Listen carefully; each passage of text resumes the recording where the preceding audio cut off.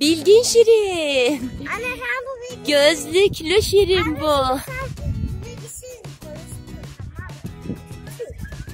Merhaba Bilgin şirin. Merhaba. Ne yapıyorsun burada? Ne yapayım, çalışıyorum. O yüzden çok bilgiliyim. Bak kitabıma. Oo, gördün mü? Kocaman kalın kitabı var. Bak ayağını basıyordum. Bak Bilgin şirin. Burnu da çok mu büyükmüş bu Bilgin şirinin Lina? Bak burnuna. Oo, kocaman tombik bir burnu varmış. Anne ben şirini. Şirine değil mi? Ben şirini. Bu da şirinemiz. Şirini ne yapıyorsun? İyi misin? Tamam o zaman. Bay bay şirini. Bak burada da bir şirin efendi var. Bir şirin daha bulduk. Bu neymiş? Tembel şirin mi? Kızgın şirin mi? Hangisiydi? Unutmuşum ben de Lina. Bir şirin daha. O hangisiymiş? Merhaba. Merhaba. Merhaba. Adın ne? Çalışkan şirin.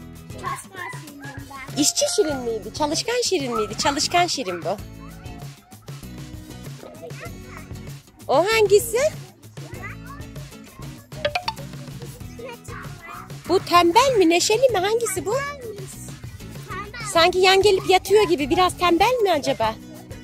Şaşkın mıydı yoksa? Evet. Şaşkın şirin.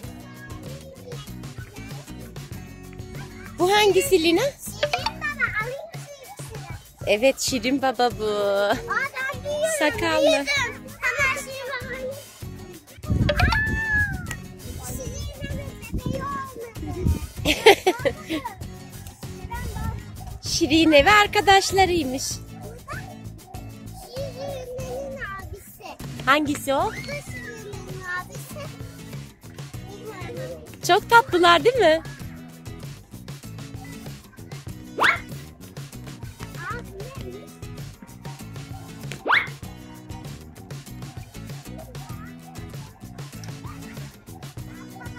Aferin sana bal kabağı, evet.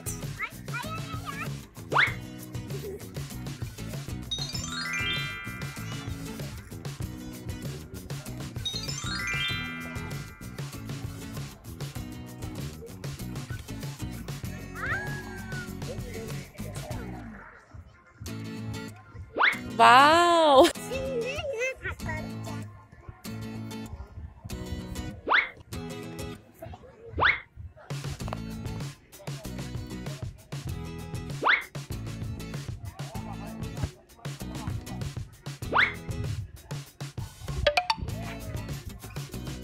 Bu ev çok güzelmiş. Değil mi Lina? Gargamel açılmıyor. Kimse açmıyor mu?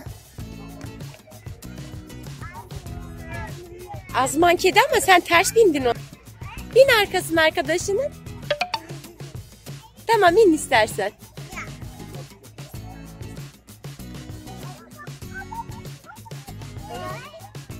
Bak burada Gargamel var Lina'cığım, gel. Bak.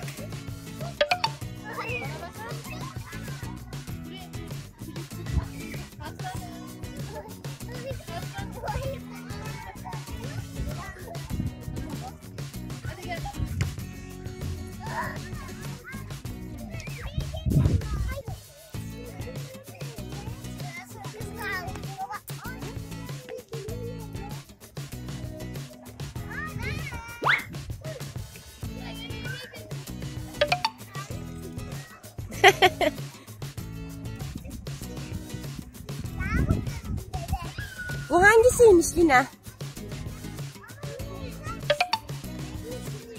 Bebek mi bu? Ne bu? Bebek şirin miymiş bu da? Öyle mi?